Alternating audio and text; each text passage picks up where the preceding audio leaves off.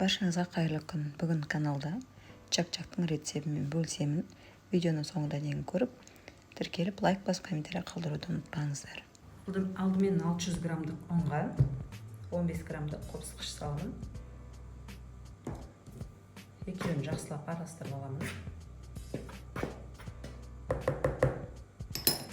Одан кейін 9 штук жұмыртқа. Бәрін толықтай салып жіберемін. Одан кейін көз мөлшерімен 20 граммдай сұйық май. Осылардың барлығын жақсылап түріп араластырып қамыр елейтін боламын. Осындай жұмсақ қамыр шығады. Енді қазір осыны ұн сеуіп біріктіретін боламыз. Алдымен ұнды сеуіп аламын.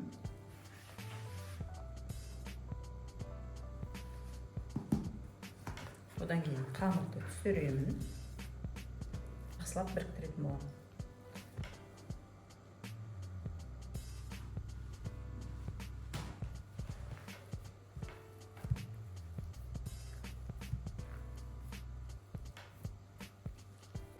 Чак-чактың қамыры дайын. Енді осыны салфанға салып, жарты сағатқа холодильникке қоятын боламын. Тоңазытқышқа.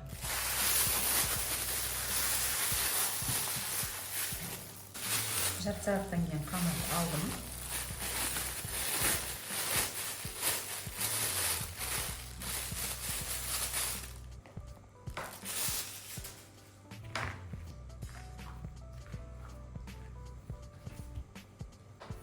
Енді ортасын пышақпен бөліп, жұп-жұқа қамыр жаятын боламын.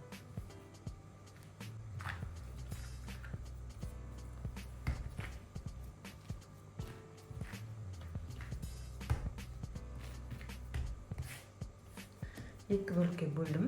Енді біреуін жұқалап, кәдімгі бешбармақтың қамыры сияқты жұп-жұқа етіп жайып шығамын. Екіншісін салфанға кеп салып қоямын, кеуіп кетпес үшін.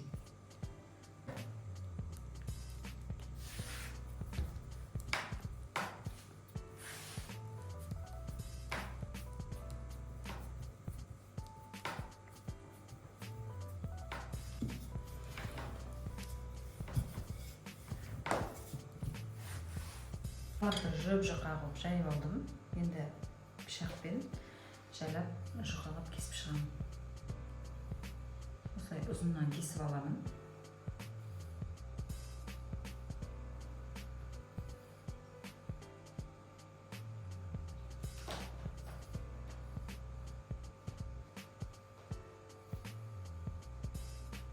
Осылай чак-чактың қамырын кесіп алдым. Енді осылай бір-біріне біріктіріп пышақпен кессеңіздер де болады, немесе бөлек-бөлек. Егер мынандай біріктіретін болсаңыздар, жабысып та қалуы мүмкін. Сондықтан мен бөлек-бөлек кесетін боламын. Қалаған формада кесе бересіздер, өздеріңіз кесіздер.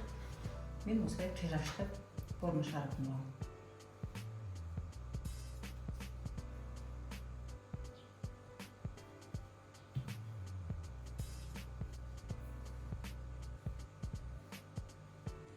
Чак-чактың қамырларын дәл осылай кесіп алдым.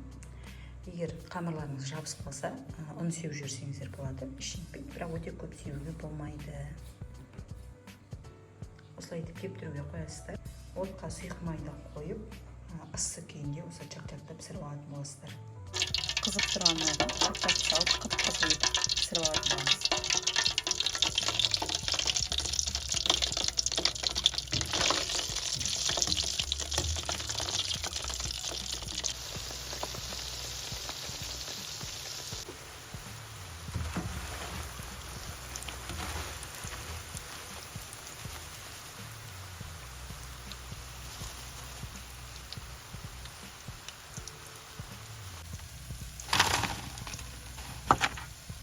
Чак-чак пісірген кезде осылай іші көпіреді, майы.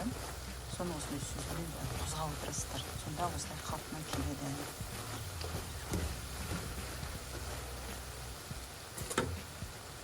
Чак-чак дайын болды. Енді салфандарын алып тастаймын. Салфетка, қағаз болса астына салып алсаңыздар, алып тастайсыздар. Одан кейін үстіне сгущенкамен мед қосатын боламын. Медті отқа қойып, 5-7 минутқа қойып ыстып, ыссы күйінде құятын боламын. Менде бір банка сгущенка, 1 банка мед. Осы медті отқа 7-8 минутқа қойып ысытып аламын да чак-чактың үстіне құятын боламын.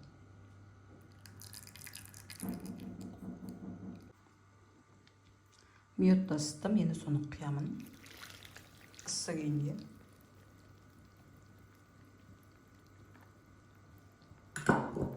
Одан кейін сгущенка 1 банка.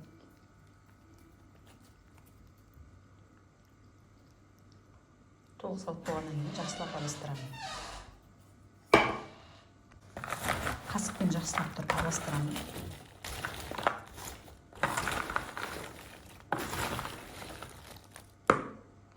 Чак-чак дайын болды. Енді бетіне әсемдік үшін мак сеуіп жіберемін. Сіздер енді өз қалауларыңызша севсеңіздер болады. Кішіміз салсаңыздар да болады. Чак-чагымыз дайын. Осы рецепті міндетті түрде жасап көріңіздер. Каналға тіркеліп, лайк басып, комментарий қалдыруды ұмытпаңыздар.